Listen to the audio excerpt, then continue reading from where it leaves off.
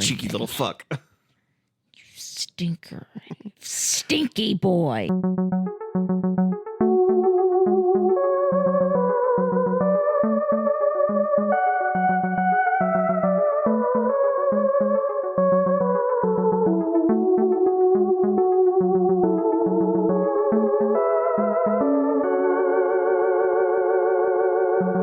Hey everybody, and welcome back to another episode of Who Is My Doctor? Who is my doctor? Who is indeed. I am your host, Zach, and I know a lot about Doctor Who. And I'm also your host, Cassie. And guess what? What is it, Cassie? I am still cool. You're a big nerd. You know, Cassie, when you're right, you're right. I did not have anything prepared. Which is a shame, because you should probably at least have a gift prepared or something, because today we're watching the Series 6 finale, The Wedding of River Song.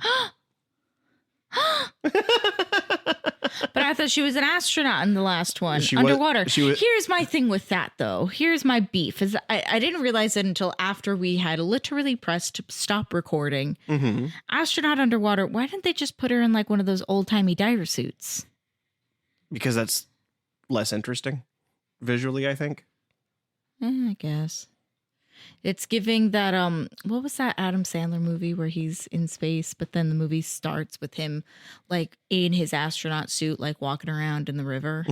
I'm not sure. Oh, We watched it. yeah, I know what you're talking about. It's the one on Netflix right now. Yeah. But I'm forgetting to. Spaceman? Spaceman. Spaceman, yes, you are correct. Thank you. Well, the reason why is that spacesuits are not spacesuits in the canon of Doctor Who. If you'll remember, the space program to get to the moon was a faked mission by the Silence to make them design spacesuits, so they had a suit to contain River Song in. And yet more evidence that I'm still cool and you're the big nerd. I mean, not as much of a nerd as Stephen Moffat, who wrote all that. I mean, you become the showrunner for a show on the BBC. See what that does to your brain. Yeah, you're not wrong. Anyways, so Anyway. a gift. What kind of a gift was I supposed to have brought? Something old, something new, something borrowed, something who? Something blue. I mean, thankfully, that's the TARDIS. All four of those things are the TARDIS, as we learned as we learned at the end of last season. What might you be expecting from the Wedding of River Song, Cassie? So, considering that we saw River Song at the end of closing time, already in the lake, I imagine we're going to a different time, which I know is not a new and original thought for this show about traveling through space and time. But like we're going to a different spot in River's timeline. Okay. So I don't know when that would be. Okay, so they were getting like two stories at once, the story of River killing the Doctor and the story of River getting married. Yes. Okay, interesting. We will see how that Well, plays because out. that kind of is what happened with like closing time too. Is we saw the continuation of the end/beginning of River's story. Her timeline is really freaking me out. It is a little weird, yes. We also didn't talk very much about... We didn't talk at all. Yeah, we and I talked- imagine we did that intentionally because we would talk about it here. Yes, of course we did, Cassie. Yeah, we planned. We thought. With because you had asked a couple episodes ago what that "Tick-Tock Goes the Clock" song was about, and that one came back at the end of last episode too. Yep. Tick-tock goes the clock till River kills the Doctor. What a beautiful singing voice you have, Zach. Thank you. I did not warm up at all, so hopefully it still sounded okay. We've literally done a whole episode before this. Shut up. We are more than... That's not the same thing. That's not the same thing as warming up your singing because this voice. is a week later. It's not the same thing as warming up your singing voice anyway. Yes, it is. Well, all right. I'm better at this than you. Well, if we're going to do that, let's get into the thing I'm better at, which is the Cassie Professy. Fuck right off. So this episode features a few cameos from seasons past. allies of the Doctor of seasons past. Oh, no. I will preemptively tell you they're not companions, so you don't have. So you're not. They're not going to be Rose, Martha, Donna, obviously Amy and Rory. Wouldn't count either. I'm gonna forget. I forget everybody who's ever been in this show. But there are specifically 3 allies that show up. So I will give you 3 guesses of allies. No! And if any of them are right, you will get the point. Any of them. Captain Jack Harkness. Okay, so you think Jack Harkness shows up? Oh no.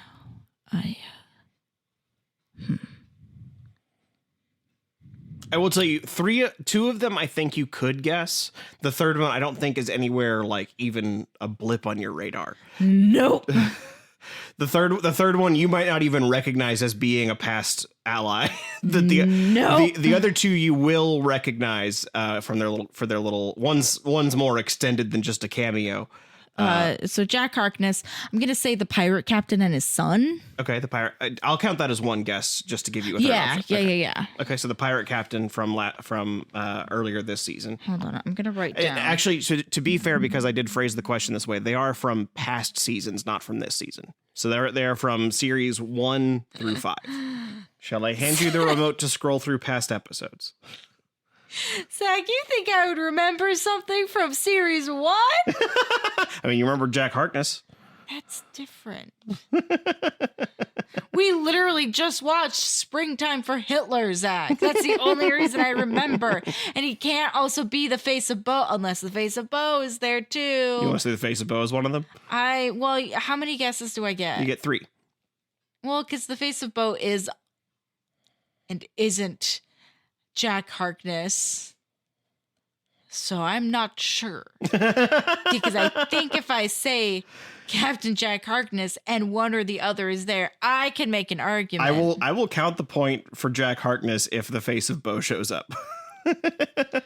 So the face of Bo is not one of my guesses. Okay, so are you sticking with Jack Harkness? Yes. Okay.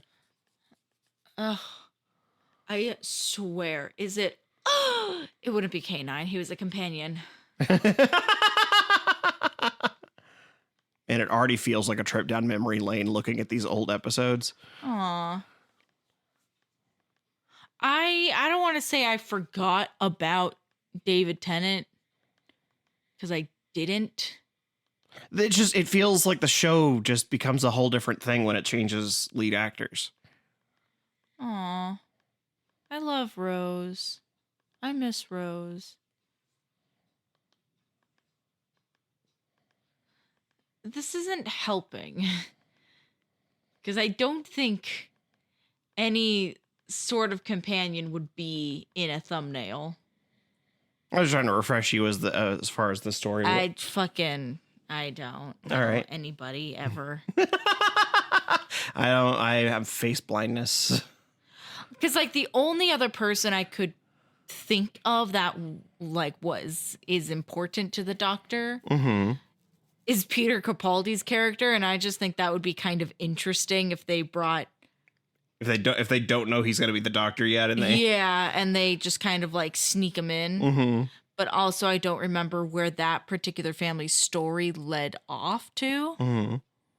Tell you what, to make it a little bit easier for you, and because you have sort of leaned into it a little bit, I will tell you that they do come from historical episodes. At least two of the 3 come from historical episodes. Oh man, Charles Dickens. You said historical episode. Yeah, I'll take it. I'll take Charles Dickens. That's what you want to go with. I don't remember any, but I'm not even going to bother going through my notes because I don't write anything helpful in there. I know I have a note for future Cassie. We haven't needed that particular note quite yet. Which also makes me so angry because I'm waiting. What was the note? I'm not going to tell you. Okay. I'm not going to tell you because you're going to take that thunder away from me. Okay, fair enough. So no, that's a note for me. It's also not like I have a fucking lock on this. You can pop this open whenever. I'd prefer it if you don't. Spoilers. I just realized I've been using a blue notebook all along. It was the clues were there the whole time, Cassie. In my defense, it's a quest of your notebook, which was supposed to be my D&D notebook, but then it became this. Can I get another hint? I feel like if I give you any more, Zach, I need to remind you, I'm not that smart. Okay, so I will do this then. Since I told you that they were from series 1 through 5, I will tell you one of these cameos is from series 5. I think actually 2 of the cameos are from series 5. Would it be Vincent? You want to guess Vincent Van Gogh? I might, just because I can't think of anybody else. Okay. All right. Well, You said 2 though would be from series 5. Yes, 2 of the 3 are from series 5. We haven't seen Jack Harkness in series 5 whatsoever. Well, keep in mind that means the third one isn't, so that could be Jack. It could also be Charles Dickens. Well, yeah, but do you know how cool I'll feel if I get all 3 right? Fair enough. Like, I don't think that's going to happen, but let me remember. I just remember Amy wearing her pajamas for a very long time. Oh, and The Beast Below? Yeah. That one was where we met Queen Elizabeth X. Oh my God, I forgot. Okay, I take it back. It's not Charles Dickens. It has to be one of the Queen Elizabeths. Okay. Because that bitch is fucking everywhere. Okay. So I'm taking it back. So you're not guessing Charles Dickens, you are guessing Queen Elizabeth. You're gonna lock that in? I'm guessing Queen Elizabeth. And it would also be very strange, though, for them to have such an like an emotional episode as Vincent is the doc. Vinny. Shut up! I'm speaking. Vinny and the Doc. Vincent Van Gogh. What a flex if it was like a kind angel, though, huh? That's why I wanted to make sure you knew it was an ally. I didn't want you to think that I wasn't giving you some cheap shot answer like it was the Daleks or something like that. All right. So we got Jack Harkness. We got Queen Elizabeth. Like, I'm very confident about that. Okay. I'm also thinking about the lizard lady. Okay. You want to just say one of the Silurians? Yeah. Okay. But that's not a historical episode. But I also said only 2 of them are historical episodes, so the third one could be the lizard person if you want to. Will I get points? You get point if one of them is right. Okay. I think her name was Elena. Okay. I'll just say Silurian. Okay, we'll go with that. All right. So with that, Cassie's locked in guesses for the 3 cameos are Captain Jack Harkness, one of the Queen. I'll say just a Queen Elizabeth. Yeah, a queen. It doesn't matter which. Yeah, and a Silurian. One of the Silurians from the Hungry Earth 2-parter. All right, and so or it could be that little boy. No, it's not. And then for the second part of the Cassie Profassi today, do you remember Dorium Maldivar by chance? Oh boy, do I. He was the large bald merchant. Was he the blue guy? He was the blue guy, yes. Okay. I do want to say that recently that actor passed away, very sadly. R.I.P. Yeah, R.I.P. for sure. So in honor of him, the question. Wait, what's his actual name? One moment. You didn't look it up. Disrespectful. His real name was Simon Fisher. Simon Fisher. What a British name. Yeah. Simon Fisher Becker is technically his Fisher Becker. He's a hyphenated last name. Simon Fisher Becker. He passed away just a few weeks ago as of recording this. So in honor of that, the question today is about him. Uh-oh. Because as you'll remember, he was beheaded by the headless monks in A Good Man Goes to War. Yep. However, in this episode, he is still alive. He's fine. I knew it had something to do with timey-wimey. Anyways, continue. How do you think that is, Cassie? Timey-wimey! Okay, so timey-wimey something silly going on. This is before or after. This is before or after? Those are the 2 timey-wimey, dude. Timey-wimey. So do you think this is before he was or beheaded? After. You can't do both. Come on. Yes, I can. If it's after, you got to tell me how he's alive. It's time. He's full of time. He grew it back like a lizard. His whole body from the neck down? Yes. Or his head. He grew his head back. It happens in nature. It truly doesn't. It's just limbs in nature or tails. Mm-hmm. Speaking of which, I don't know if there's a lizard in the house or not. Well, I'm sure we'll find out eventually. I'm like 98% sure that there isn't, but I'm also just That 2%, though. at 2%. There could be a tail in the house. We found a dead lizard. There could be a head for you. A tail for me. Okay, how this happens, timey-wimey. I think that we're going... You think this is before Dorian gets beheaded? No, because then why would River be there? Could he, like, sew it back on? Yeah, they sew his head back on. I don't know. You just made this game not fun for me by not letting me give the answer I want. Because your answer was just, he is. Yes. And what's wrong with that? You haven't given me a legitimate reason why that isn't an answer. Because you're just restating the question. I told you he's best alive. Answer. I asked how. It's a good answer. It's an answer with arms. It's an answer with legs. It's big, strong arms. So I can also just accept his head is back on his body if that's what you're going to go with. Yes. Okay, so they sewed his head back on. Yeah, just his head is back on his body. How? All right, we will find out together if this episode features Jack Harkness, Queen Elizabeth, or one of the Silurians from the Hungry Earth two-parter, and if Dorian Moldavar got his head sewn back on his body as we watch The Wedding of River Song. I never said sewed, unless that's correct. It just means his head's back on. His head Stapled is back on. his body. Screwed back on, twisted, popped in like an action figure. I don't want you being all technical on me, Zachary. His head is back on his body. All right. We'll find out together as we watch The Wedding of River Song. Like an Igor monster.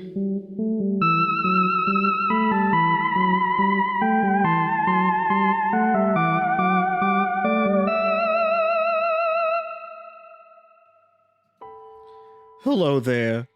My name is Spam Likely. You probably recognize me from my dozens of cold calls I've made trying to reach out to you. I understand why there has been some confusion. My name does seem like I'm some kind of scam artist or like I'm trying to take your money. But I promise, I am entirely on the up and up, and I'm hoping that maybe reaching out to you on this podcast will get you to answer my call. You see, I've been trying to reach you about your car's extended warranty. It doesn't have much time. It's been very sick and in the hospital, and it wanted me to tell you to come visit it before it passes. So, maybe next time I call, pick up, because Spam Likely doesn't mean spam, definitely. Also, if you could send me like $50 in Target gift cards, that would be helpful. Money's been a little tight lately, and I just need to get to the end of the month.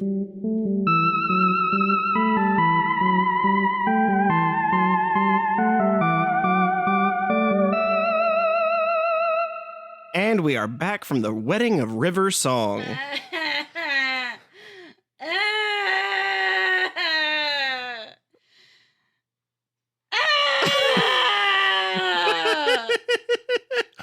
Cassie has opinions. Is that a cry? Is that a scream? Is it a laugh? The answer is all of the above. It's just I don't know what you expected, Cassie. It was the oldest question. How much more hidden in plain sight do you get than the title of the series? See, because I was going very Douglas Adams. I went 42. What is the answer to life, the universe? 42. Which ironically does still rhyme with Doctor Who. It was fucking... I feel so bad now. What's his name? It's not Damien. Dorian, thank you. It's Dorian at the very end, just repeating it over and over. Doctor who, as if I hadn't heard it the first time. I then had to get up and leave so I could lie on the floor and scry and cream and almost throw up. I wish everyone could have seen my head just like slowly turning because I knew what he was about to start saying. Because here's the thing. The episode had me in its grip the entire time. I went, ooh, yum, yum, yum, yum, yum, excellent. I love this. Yes, I get it now. And then it hit me with that, and I immediately jumped. I was pushed out of the boat. I watched your face as like the gears turned and he said Doctor Who, and the first time you went, well, because it was the second that, spoilers, I suppose. Spoilers, darling. It was the second that I went, okay, cool. The Tesselecta is helping the Doctor. Tesselecta is helping the Doctor. Something stinky is happening. You're talking about the reveal at the end where the Popped right back into the door and went, actually, yeah. and like then that I was where saw your whole fuckboy demeanor just turn right over to me. Gonna deviate off the topic. For any of you not sitting on the couch, which is only Zach, and then future editing Zach will know, when I get really heated up about things and very emotional and passionate, the cat seems to think I'm in distress. This time she's right. You are in distress. And starts pawing at my face and purring extra loud because she's trying to comfort me, her giant dumb kitten. So you might hear her in the rest of the recording because she has decided that I am indeed in distress. Yeah, and then it was the first time Dorian goes, it was the oldest question, the question you've been running from all your life, Doctor Who. And I watched like your mind be like, not get it, like the first time he said it. And then the second time he goes, Doctor Who. And you go, is that the fucking question? Like, if you could have made your voice register from the pits of hell. Hey, everyone listening at home. I'm so angry now. I have it's any time that I really start to feel like I get it. I get the show. I think I can like very comfortably sit in the world of like I get it. And then shit like this happens and I go, I am so not on board. I hate it all. To be a little more specific, because while Steve... I'm so full of rage, Zach. What's not as specific as rage? It's too cheeky. That's what it is. It's just... Yeah, Stephen Moffat does get a little... does get a little up, because... he's just high off his own supply. He's a little high off his own supply. He's so high up his own asshole. You are not incorrect. So to let you know that it will not be the last time you have heard someone ask that question. Okay. More specifically, the question is, what is the Doctor's name? And basically, it is the Doctor's greatest secret. That is why the question is Doctor Who. Okay. Yeah, that's. Sure. Why not? Hey, let's take it from the top of the episode. I was right. And then I was wrong, and then I was right again. Yes, so the episode opens with all of time happening at once. All of time, which bitchin'. Love the visuals. Yeah, like the cars that are also hot air balloons, flying around pterodactyls. Yeah, the Birmingham Senate. No, sorry, the Buckingham Senate. It was the steam trains going around like they were monorails up and through pyramids. Emperor Winston Churchill, or as he is often called, Caesar. And on the television, being interviewed about his upcoming Christmas special, is one Charles Dickens. Yeah, I'm aware. I'm aware. And you threw that one out there as just like a I don't fucking know, man. Charles Dickens. Well, because I like him. And they did indeed. In my defense, they did mention everybody else. Yes. Later in the episode, they do happen to mention Queen Elizabeth I and Jack Harkness. But moreover, one of the people taking care of Emperor Winston Churchill is one of the Silurians. Brother, it's the Silurian doctor. So you did indeed still get the point for that. Hell yeah, brother. Which what I told you, I thought you could guess two of them, but not the third one. The third one was the Silurian. I did not expect you to go anywhere near that. It was between Silurian or cat doctor or a cat nurse. Mm-hmm. I thought you might get Churchill. I thought you might get. Oh my god! I thought you might get Dickens. I thought you might get Dickens, and then you said it, and I was just like, "Don't give it away! Don't give it away! Don't give her don't let her know too soon, because she might change her mind, because she doesn't sound like she's married to that idea yet. Don't give it away." And you held on to it until like the last minute. And I went, "Okay, there it goes. There goes the point." And then you went Silurians, and I went, we're back, baby. How did she do it? Hey, sometimes I'm good. Sometimes I'm right. Sometimes I can guess the bullshittery this show is going to throw at me. But unfortunately, you did not guess the point about Dorium, who is just ahead. You know, and a part of me is a little bit upset about that, because I did for a half second think Head in a Jar, because I really like Futurama.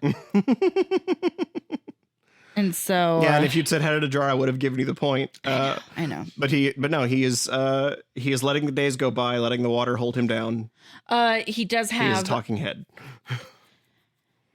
It's a good joke. Thank you. He does have Wi-Fi though. He's got a media chip in his brain, so he's got Wi-Fi down in the catacombs. Which is really fucking funny. There's a lot of moving parts in this episode. Like, yes, there is. I feel like if we were to try and like describe it, we would sound like crazy people. Because Stephen Moffat is, I think, a crazy person. Yeah. Now, well, you have to be when you end the episode of the show you are writing episodes for, with a head in a box repeating over and over again, Doctor Who. Like he's a damn blue owl. Doctor Who. Hoo hoo. Ooh, ooh, ooh. I was going to do a Missy Elliott reference. I was going, hooty-hoo! Ducky hoo! Run for cover, motherfucker. Oh, also speaking of Dorium's head, because he's blue and he's in a box, he is also a zombie. Just, yeah. We also have the Doctor hunting down the Silence, once again meeting... we have the Doctor getting pulled out of a prison cell, looking like a Jesus. Yeah, with his scraggly beard, because he's Emperor. He's in rags. He's Emperor Churchill's soothsayer. Oh my God! If that wasn't the most biblical thing I've ever seen in the show. And then as he's telling the story, one of the first like flashbacks we get is just the Doctor walking down a hallway, saying, imagine you're having the worst day of your life and you don't imagine things could get any worse. And then you look up and see the face of the devil. And then the person he's monologuing to is a Dalek that has been like tipped over onto its side.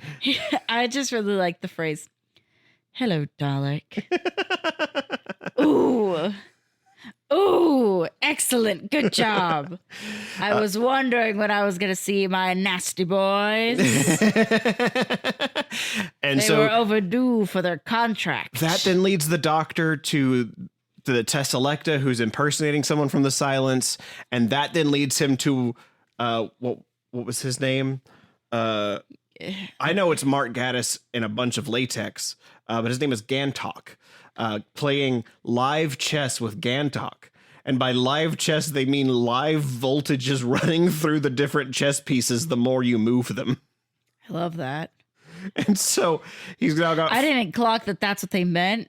Could you imagine if our chess game looked like that? It'd be very different. Oh. Because of the chess game, Gantok leads him down to Dorium's head, which is in a catacomb full of heads that are all alive, even though they're skulls. Which also, fun fact, deep-seated fear for me. just skulls moving on their own. Living skeletons, which is also an oxymoron. And even as I say that, my own body is like, There are bones in me. my bones are wet. My bones are living. Every time I move, it moves. I can't get it off. Yeah. If my skeleton becomes too aware of the fact that it's covered by meat and bone and skin, it freaks out too much. Yeah, so Okay, I'm okay now. yeah, and so the Doctor takes Dorian with him in the TARDIS, but apparently drops him in the TARDIS upside down. Yeah. So because when he opens it, he's like, "Oh, I've got such a headache. I have this great pressure weighing down on me. Oh, I am upside down." I like that he says he fell on his nose. And then we find out that the reason that that time seems to be all happening at once is because River defied the fixed point in time. She, instead of shooting the Doctor like she's supposed to, just like empties her weapons there, and then time immediately unravels and all happens at the same time. Yeah, everything everywhere happens at once, which means that there is a non-zero chance that the Doctor is also putting everything on a bagel. And that Amy and Rory are rocks. And he's got hot dog fingers. Oh, I was going to say, in River's song in another universe has hot dog fingers. And plays piano with her toes. Yep. Yeah, it's... God, Amy and Rory as rocks, though. So funny. That's my favorite part of that movie. Yeah, but it's very, like... It feels bizarre to like go back and try and describe as best. I think we're doing an okay job. I took a whopping 4 bullet points of notes. Because that's usually a good sign for you. One of them was zombie. It was a good sign in that, but it was also if I'm not taking notes, it's because I'm very invested, but it's also because I'm trying to make sense of what I'm seeing. Mm-hmm. I did like the Doctor utilizing his bow tie as a tool. I also, though, did not like, because it was a little bit too accurate, the American flag painted on the side of the pyramid. Area 52. Yep, That's too real. And that wasn't even an American show doing that. This is a British TV show that did that. Yeah, they read us to filth. Rude. During the Obama administration too. They don't even all know. Administrations. They don't even know what's about to happen. Oh, don't remind me. So like I said, it feels like madness trying to describe it, but I do feel like they do a lot of really interesting things visually with all of this like mishmash of time. Like Amy's got an office that's also inside a train. That is fun. Yeah. I would like a train, an office train. Yeah, they found a way to like justify that she remembers things through this like destroyed world because of the crack in time in her bedroom. She's just got like a permanent thing with her now. Yeah, because there were quite a bit of drawings that she had posted. Mm-hmm. I saw Cyberman. I saw Dalek. I didn't know if there were others that I should have clocked. I mean, obviously we saw the Silurians. I didn't clock any other real like references, especially because the idea was basically this is all of Earth happening at once. They're in kind of a bubble outside of it, but because they're in a pyramid that's also supposed to be a government facility, they do have this like blend of old setting with new technology. It did feel kind of weird that they're walking into Area 52 and you see the back of River's hair, and it seems like they're trying to make it a surprise that that's River's song, but like, I know. like you can't hide Alex Kingston's beautiful hair. Oh my God, no. Can't even try. When they put her in the like astronaut suit, it's still busheling at her on the sides. It just expands the astronaut helmet for her. Yes. Just the sheer force of charisma coming off of that hair. I did wonder if they were trying to do like a pastiche where she also was like emulating the architecture inside of the pyramid, because there was like a statue that did not look like her. That could be. I also do like that they reveal they've got Madame Kavarian tied up. I also do like the headcanon now of River Song and Cleopatra. And Cleopatra was a real pushover. I always thought so. She mentioned you. What did she say? Put down that gun. Did you? Eventually. Which tells me that Cleopatra and the Doctor had something, and River is not happy about it. See, in my world, Cleopatra and River Song, they're kissing. They were kissing and touching. Cleopatra is a little bit gay, fun fact. A little bit. I mean, a lot of the ancient Egyptians were very gender fluid and non-monogamous, but anyways.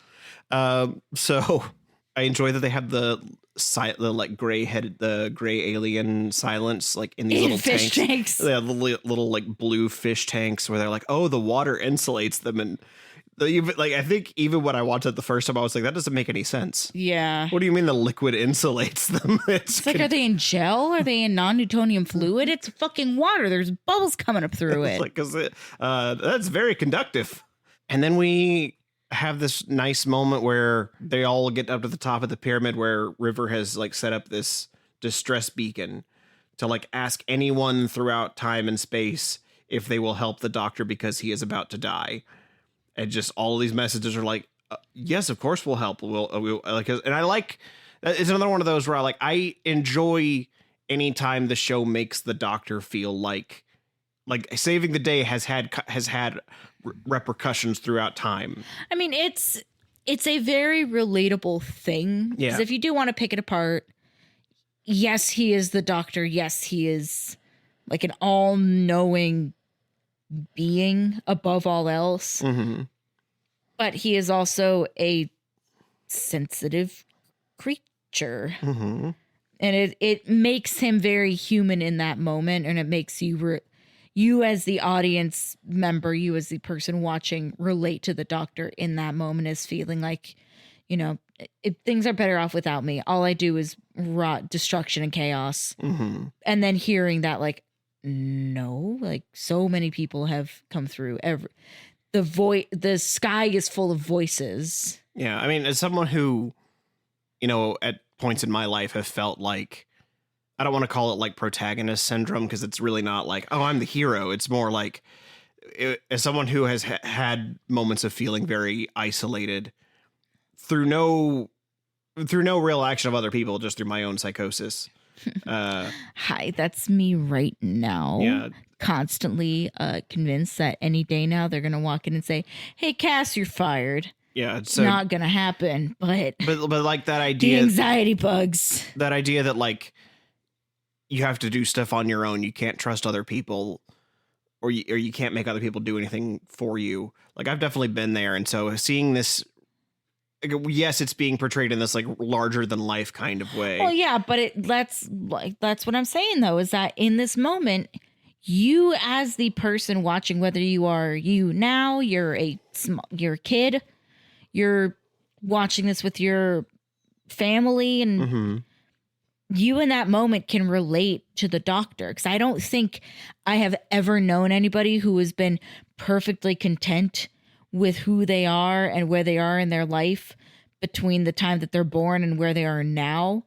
There is not a single person who is like, nope, my life's been awesome. I feel great all the time. Because if you're saying that, then you're a fucking liar. Yeah. And you need to see a therapist. But it's a really great way for you then to be able to go, oh, I see myself in this character that is this like almost God. Mm-hmm. And then the Doctor struggles too, is what I'm trying to say. and then River like really puts it really well, where it's just like, you need to know that you are loved by so many and so much. And I'm like, that's a really like just poetic way of putting it. Like it doesn't feel like it's that like there's no flowery language to it, but just it's so like a simple, like it cuts to the point. Well, because then he asks if he's really worth her stopping all of time and like sacrificing everything in the universe for him. Yeah. And she just goes, yeah. Yeah, she's like, everyone will suffer. And then she goes, well, if I kill you, I will suffer. And she goes, more than everyone else in existence? And she doesn't say a word.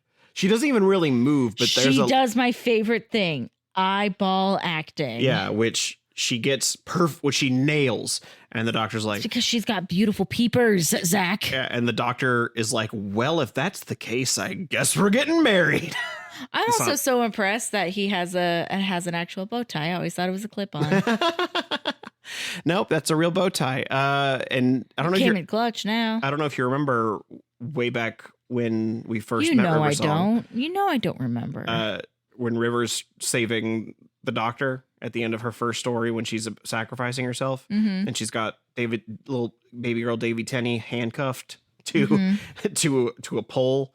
Weren't they like pink handcuffs? I think they were just regular I don't think they were pink handcuffs, but it was a very bright light, so I may be misremembering. But he's like, "Where did you get handcuffs?" And the doctor is saying that the word that she said to make him trust her was his name. And there was only one time he could ever say his name to anyone. And what's curious to me is we still technically haven't seen that, because the doctor says, "I just told you my name," but we find out that's a lie. Yeah. So I'm curious if they actually end up getting married at a different point and he does say that, just like off camera, because that obviously you're not going to get a more dramatic wedding for them than this. Yeah.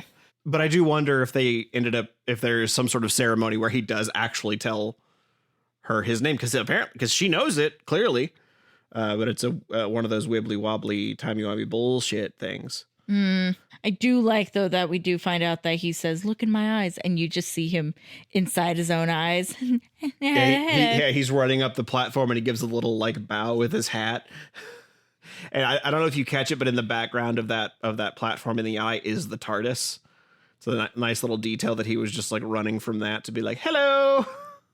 Yes, the doctor was inside the Tesselecta, which is how when River shoots him at Lake Silencio, that he does not actually end up dying. Which also makes it interesting to think that when River shoots the Stetson off of the doctor's head, that was a fake Stetson that the Tesselecta had generated. Yeah. Because he's still wearing the Stetson inside the Tesselecta. Oh, my God.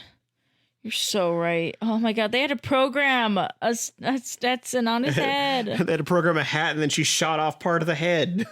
She shot off part of the ship. But this has been, this isn't the end of River's story. River definitely comes back. But this is, I think this is like the culmination of her story, I suppose you could say. This feels like this has been the most River heavy season. Yeah, this was definitely, I think, I don't know if it was the story Moffat came up with when he came up with River, but this is definitely the story written for River.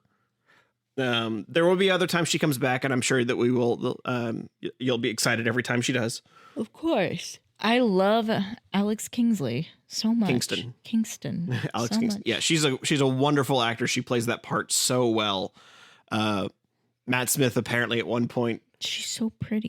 Matt Smith at one point said that she wasn't allowed to come back to the show after he left because she was his River. I do like that you have the moment after everything sorts itself out and time rearranges itself, of Amy sitting in her backyard drinking wine with her daughter. Yeah. Yeah, they're both having wine. River says that she just came back from the Byzantium, which, if you remember, was the first adventure Amy had with River. That was the Flesh and Stone two-parter. Yes. With the Weeping Angels. And she's like, "You were so young back then." And I don't know if you looked at when we went back and looked at the Series 5 thumbnails, Amy does just look really young for some reason. I don't know, because it's only been a year since that first season, but her face just looks like... I think she looks the same. I think she has the same like syndrome I have, where she looks the same. Yeah, I don't know. Just something about these, and maybe it's just like her hairstyle is different, so like it was framing her face differently. Like this is definitely like more pulled back in these first episodes, but in the like more modern stuff, she's got more of just like the side parts. I don't know, but to me, she looks she looks really young in those first episodes. It could also just be that she's in an oversized sweater. But yes, yeah. I like that moment. And then I also like in that moment where Amy realizes that she is the doctor's mother-in-law. Of course I'm sure. I'm his wife. Yes, and I'm his mother-in-law. And you know that in that moment, Amy's remembering that she tried to fuck the doctor. Yes. Like before her wedding night, Amy tried to just jump the doctor's bones. And especially You're not related by blood. especially because if memory serves correctly, that was at the end of the Byzantium episode. So those are both references to the same story. Hey, at least they keep it consistent. I do also like that River seems to be doing it a little bit as a joke, but also it's not a joke, referring to both Amy and Rory as mummy and father. Like it's one of those. I think she gets like a sense of freedom out of doing it because she can't always do it. Yeah. She has to, and because because any story that happens to them before they reveal that, they don't know each other in that way. Yeah. In their timeline. So for the sake of spoilers, she doesn't get to call her mom. Yeah. And doesn't even get to know it because she doesn't get to know it for part of her life. And then Amy doesn't know it for part of hers either. So I think there's a certain freedom of like, I get to say this now, even though I'm, however long into my timeline. Oh my God. We didn't even discuss how the doctor and River fuck. They don't show it. They don't say anything more about it other than she spends her days in prison, but at nights, well, it's between me and the doctor. And the doctor says the same thing. Is like, yeah, she will spend all of her days there, but her nights, those are a little more open. He's going to take her ice skating while Stevie Wonder plays, but you must never tell him. But that was series 6 of Doctor Who. I think probably the most like thought out from start to finish since season 4. Yes. It definitely feels like this feels like a story that they were like, okay, we know all the pieces we want to play. They're all, and I think that's partly because both of those seasons end with a lot of moving pieces, but because of them, there's a part of it that feels satisfying, I think, because they set all of them up really well. Like they set up the Tesselecta. We know the stakes of the doctor getting shot.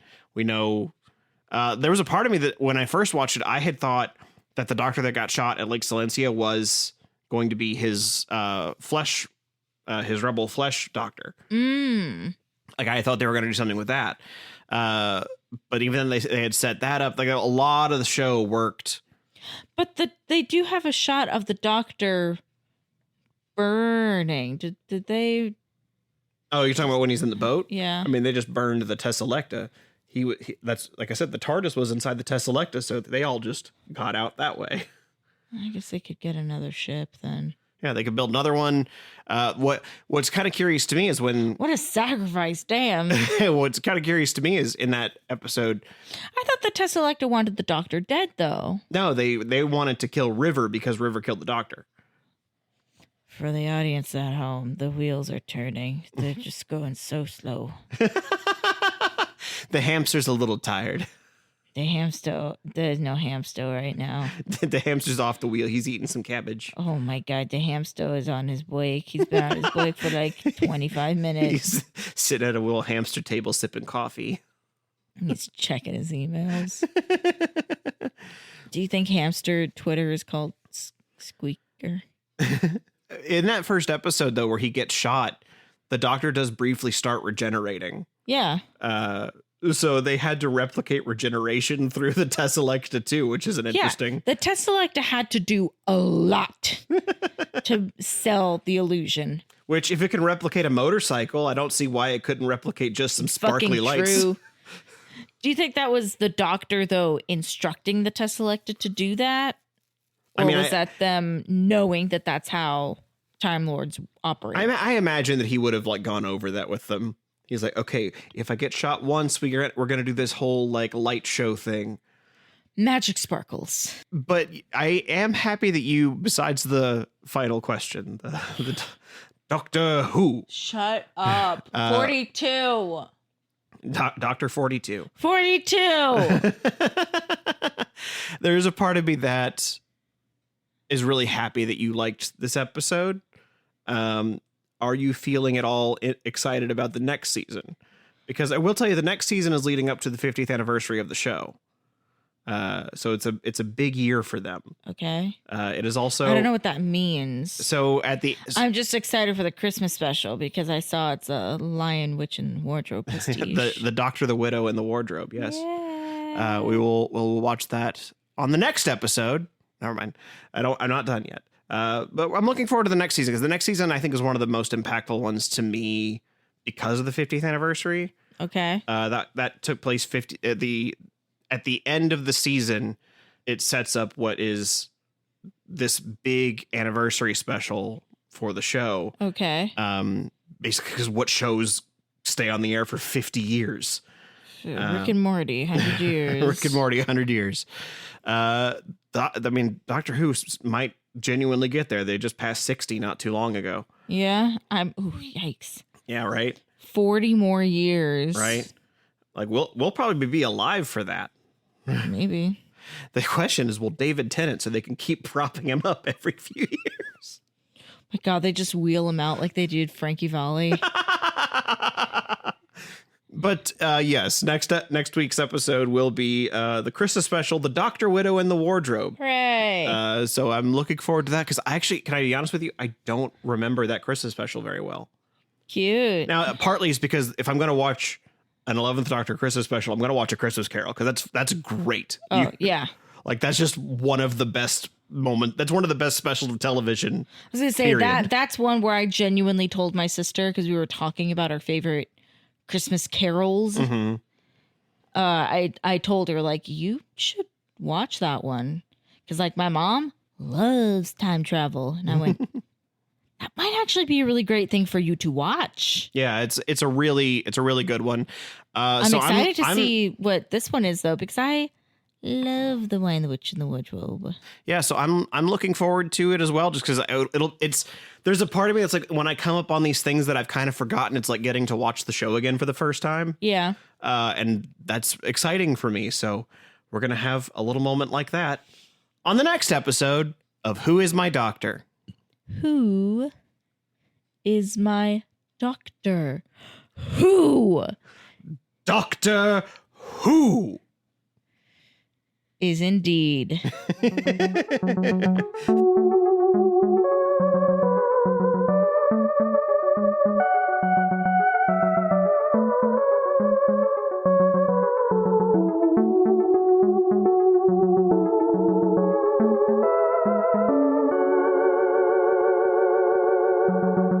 And we have officially wrapped up another season of the show, depending on how you count Christmas specials, which means we're coming up on a big one, Series 7 and the 50th anniversary of Doctor Who. I hope you guys are looking forward to that because I have a lot of stuff planned in our lead up to the Day of the Doctor later this year.